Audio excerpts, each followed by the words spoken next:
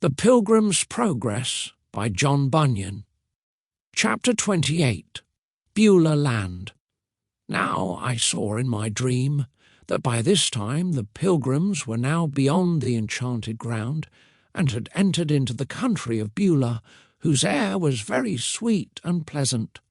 As their way went directly through Beulah Land, they delighted themselves there for a season. Yes, here they continually heard the singing of birds, and every day saw new flowers appear, and heard the song of the turtledove in the land. In this country the sun shines night and day, as it was beyond the valley of the shadow of death, and also out of the reach of giant despair, they could not so much as see Doubting Castle. Here they were within sight of the city they were travelling to.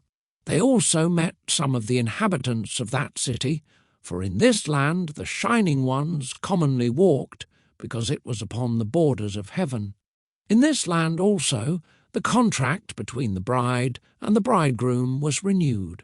Yes, here, as the bridegroom rejoices over his bride, so does their God rejoice over them. Here they had no lack of grain or wine, for in this place they met with abundance of what they had sought for in all their pilgrimage. Here they heard voices from out of the city, loud voices, saying, "Say to the daughter of Zion, Behold, your salvation comes. Behold, his reward is with him." Here all the inhabitants of the country called them the holy people, the redeemed of the Lord, sought out ones. Now, as they walked in this land, they rejoiced more than they had in all the former parts of their journey.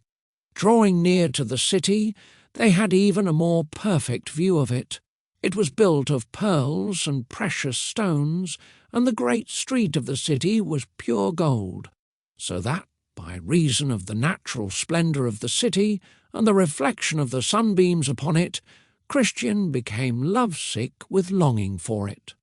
Hopeful also had a fit or two of the same lovesickness. Therefore they stayed here for a while, calling out, because of their longings, "If you find my beloved, tell him that I am lovesick."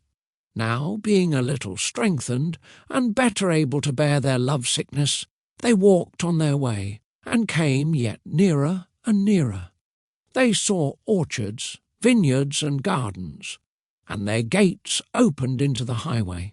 Now, as they came up to these places, behold, the gardener was standing there, and the pilgrims asked, "Whose lovely vineyards and gardens are these?" The gardener answered, "They are the king's, and are planted here for his own delight, and also for the refreshment of pilgrims." So the gardener brought them into the vineyards and bid them to refresh themselves with the delicacies. He also showed them the king's walkways and the arbours, where he delighted to be.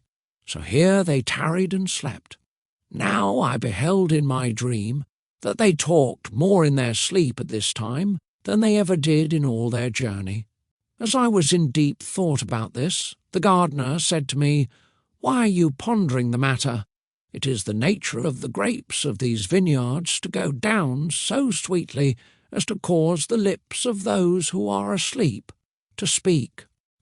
So I saw that when the pilgrims awoke, they prepared to go up to the city.